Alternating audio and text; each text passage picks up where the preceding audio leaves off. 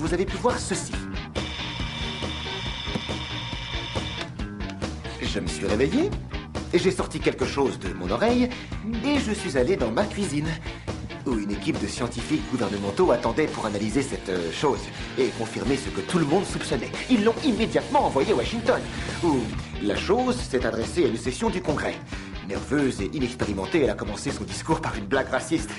Et à partir de là, elle n'a plus été prise au sérieux, bien sûr. Bon, d'accord. En dehors de la chose sortie de mon oreille, rien de tout cela n'est jamais arrivé. Voilà ce que vous avez besoin de savoir. Je suis écrivain. J'écris des nouvelles, des romans.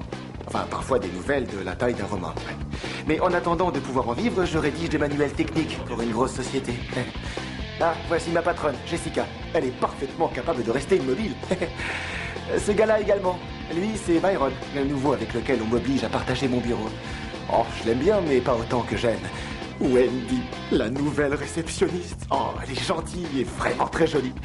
Mais elle sort avec ce gars-là, Kiss. Quoique dans ce genre de relation, on ne sait jamais. J'ai peut-être encore mes chances. Avec Wendy, je veux dire. Oh, j'ai tellement envie de la revoir à nouveau. Ah, lui, c'est Monsieur Pickering. Il a fondé la société en 1880. Ça voudrait dire qu'il aurait plus de 100 ans. Ah non, il est mort. Il sort de mon imagination. Bon alors, rappelez-vous, hein, vivant, vivante, vivant. Waouh, quel beau mec. Vivante, mort. À présent, vous savez tout.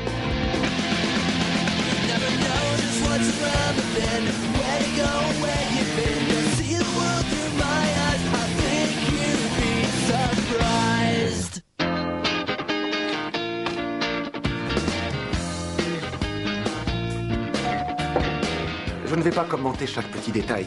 J'allais boire mon café quand on a sonné à la porte. Ma vie est vraiment excitante.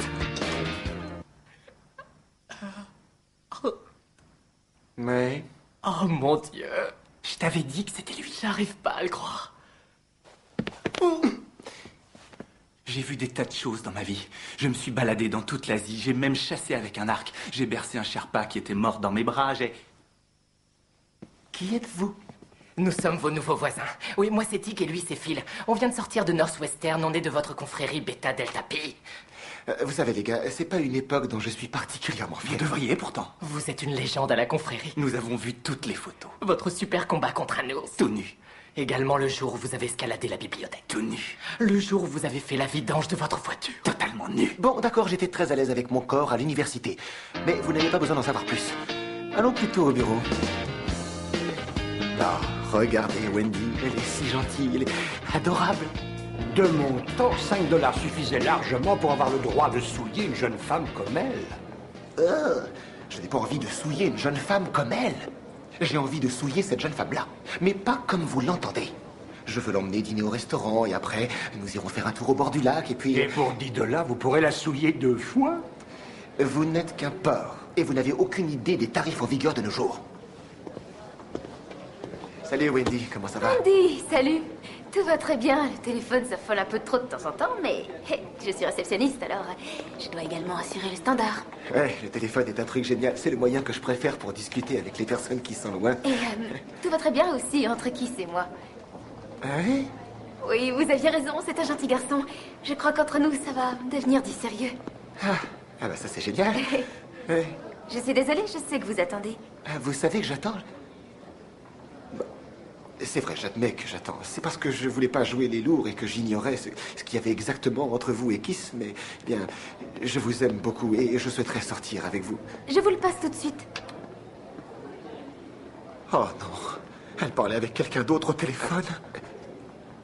Vous m'attendez, c'est bien ça? Vous voyez comme je peux marcher vite? Je pourrais participer à un marathon. Tout ce que j'ai à faire, c'est de dire une grosse ânerie à une femme et d'essayer de fuir. Ah, j'arrive enfin à mon bureau. Je vais pouvoir être seul. Enfin, en dehors de Byron pour m'accoler ici sans rien me demander.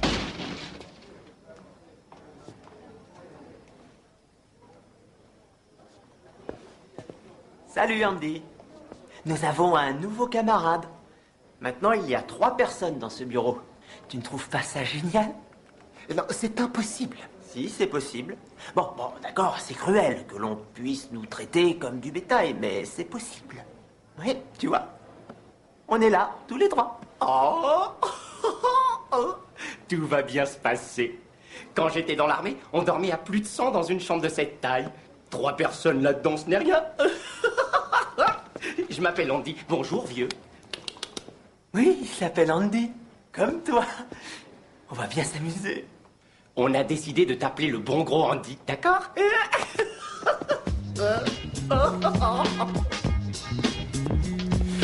Il y a un nouveau dans mon bureau.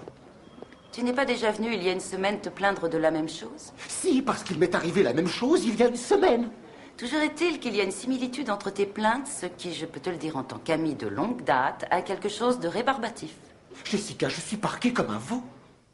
D'accord, il y a dans ton bureau un manque d'espace temporaire qui peut peut-être devenir permanent, mais je te promets une chose, c'est qu'il n'y aura jamais plus de 3 personnes dans ton bureau.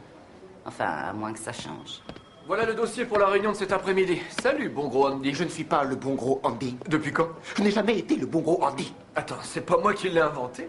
Écoutez, j'étais là le premier, alors je ne vois pas pourquoi ce serait moi le nouveau Andy. On va dire que moi je suis Andy et que ce type est Black Andy. On ne peut pas appeler cet homme Black Andy, voyons.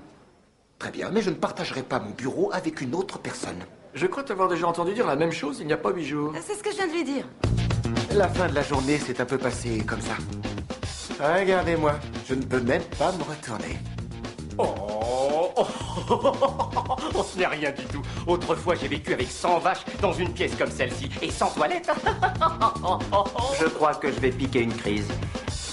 Parfois, j'aimerais être comme mes voisins, Tick et Phil, tout juste sortis de l'université, ignorants, à faire des jeux vidéo à longueur de journée, à perdre peut-être 1 heure à essayer de savoir ce qu'ils vont faire de leur vie, et puis à faire une sieste, et se remettre aux jeux vidéo, jusqu'à ce que...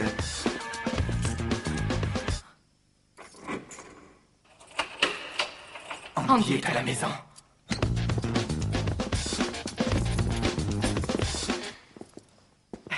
Salut Andy. Andy.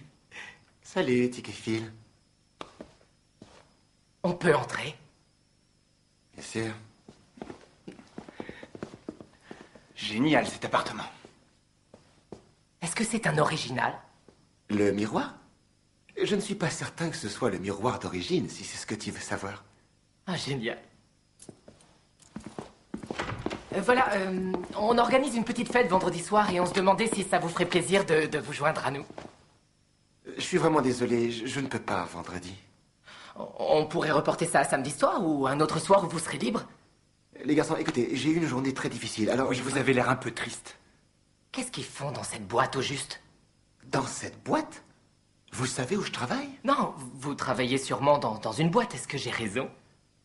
Je travaille dans une très grosse entreprise et aujourd'hui, ils m'ont mis un nouveau mec dans le popotin. Pas littéralement. C'est sûrement une nouvelle arme qu'on développe. Ils ne doivent pas vous traiter ainsi, vous êtes Andy. Et notre Andy doit être absolument respecté. Notre Andy a affronté un ours monstrueux. Tenu. Notre Andy a aussi escaladé. Je ne vais pas vous infliger ça, il y en a au moins pour un quart d'heure. Mais Tick et Phil avait raison. Je devais me faire respecter.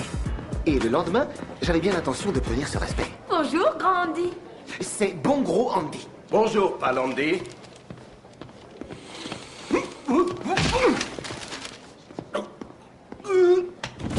Bonjour, Palandy. Bonjour, pape. Mon plan demandait une attaque sur plusieurs fronts. Le premier étant de convaincre mon meilleur ami, Kiss, de prendre avec lui un de mes collègues de bureau. Dis-moi pourquoi je ferais ça. D'accord. Le second et hélas dernier front de mon attaque consistait à demander à Byron de me donner un coup de main. Bonjour. Oui, Andy? Il s'est absenté pour 1 minute. Et tu sais, j'ai pris le temps de lui parler. Et c'est vraiment un gentil garçon. Il rigole tout le temps et il aime faire des farces. Ah oui, c'est un homme merveilleux. Et s'il était gonflé à l'hélium et qu'il flottait au plafond, on pourrait le garder. Mais comme ce n'est pas le cas, il faut qu'il s'en aille. Je dois te dire que j'ai réfléchi et que j'ai décidé d'accepter cette situation. Je considère que le fait de l'accepter est très probablement le plus important des éléments pour qui recherche le bonheur et la paix dans la vie. Moi, c'est ce que je recherche le plus intensément à l'heure actuelle. Eh bien, recherche autre chose parce que nous allons lui déclarer la guerre. Je n'aime pas trop la guerre. Je ne suis pas très à l'aise à l'idée d'être un héros ou alors un lâche, alors la guerre n'est pas faite pour moi. Et je sais, tu es quelqu'un de gentil et de très raisonnable. C'est bien pour ça que ça portera beaucoup plus quand tu hurleras dans le bureau de Jessica. Salut, le grand Andy.